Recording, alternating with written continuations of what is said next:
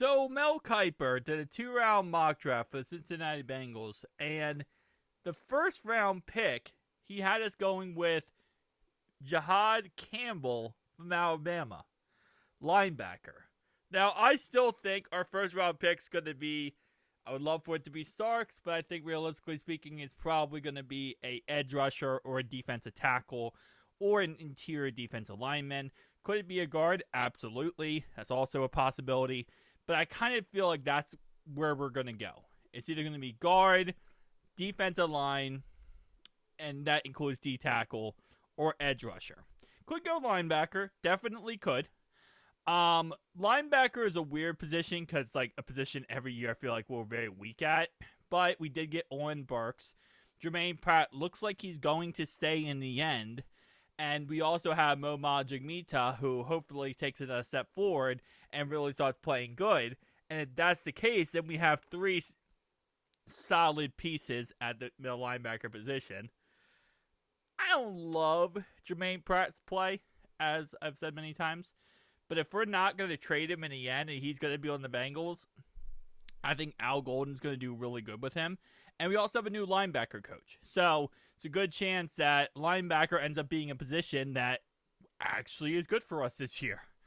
Hasn't been in the past, but hopefully it is, right? So I'm talking about middle linebacker, by the way. Obviously, outside linebacker, we got some guys. But for middle, where, Burks would be, that's our position. Now, here's the biggest issue with Campbell.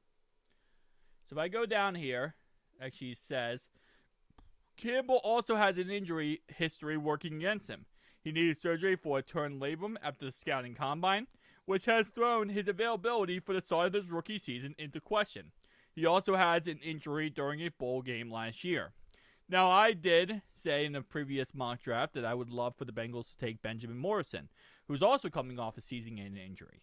And if you look at our recent history, right, between Mims, who obviously we drafted him when he played 7 games coming off a season-ending injury.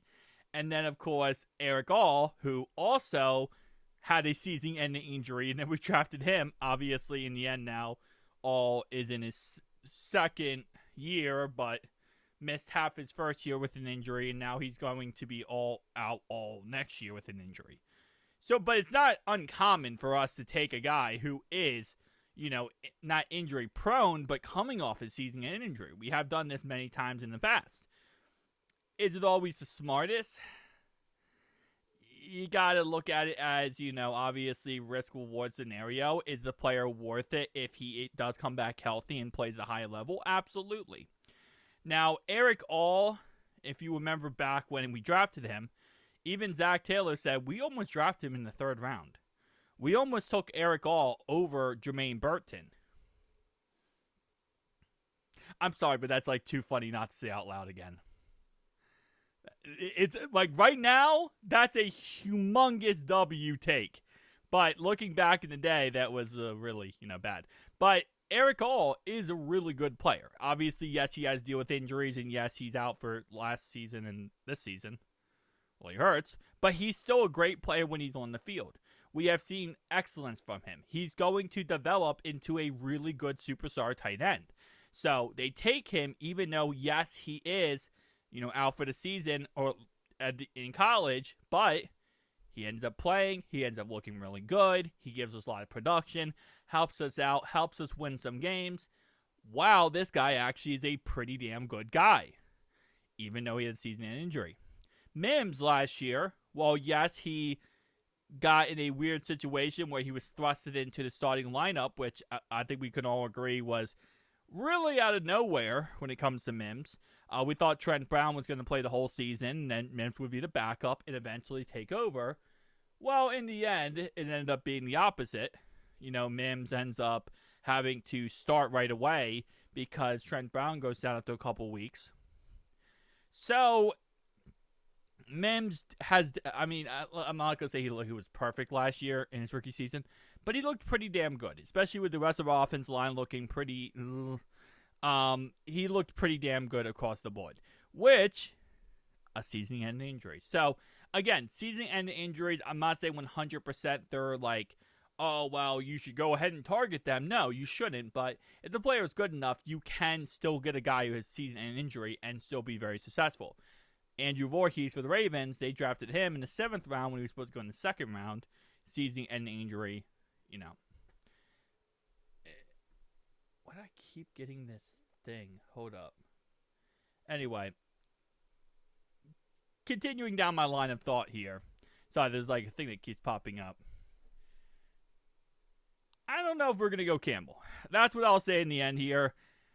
It's one of those situations, though. It's also like, I feel like linebacker is definitely, I mean, you can never have too many linebackers, and you want to have the best guy out there possible. I don't know if they go linebacker. That's what I'll say on that one.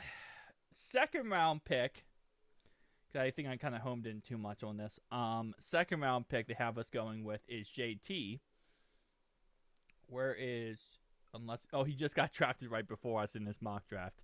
So Mel Kipers has us going with edge rusher from Ohio State, JT Tuamalola.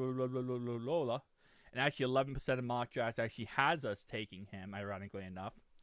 6'5", 269 pounds. He has a good floor for an edge rusher and a 4-3 defensive unit. His pass rush run rate percentage has been average over the last 2 years, with quite a few cleanup sacks on his stat sheet. But he's improved in his pass rush win areas in 2024. He's a good day 2 prospect to bet on. You'll get a good starting rotational floor out of him. Yeah. If they think this is the best option, definitely would love to go with him. I do love my man's here, but again, like I said, we'll have to wait and see. Cornerback is another position I don't know if they're going. Like, I love Benjamin Morrison because he's played in Notre Dame's defense. He's played on Al Golden. He knows that defense very well. But also, cornerback in our secondary, I don't know if we really need too much of updates.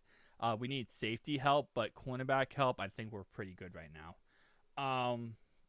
But I do love Benjamin Morrison as well. Anyway, guys, tell me down below your thoughts and opinions. What do you think of us taking Campbell and then taking JT? Do you think it's a smart move? Do you think it's a dumb move? Do you think it's risking it for the biscuit for no reason? What are we thinking here? I would say across the board, I don't know who they're going to take. I really don't. I said Michael Williams is my final prediction on who they take, just because I think that's who they're going to take, not that I want him, or I think he's the best option. I just think that's who they're going to take. I want them to take Starks. That's who I want them to take personally. I think he's going to be a great safety for us. But, again, there's so many different options of who they could take at this point. I mean, they could honestly take Kenneth Grant, if we're being honest, right? They could take Gray Zabel. They could take anybody, so... Tell me down below your thoughts, opinions. See you guys in the next one.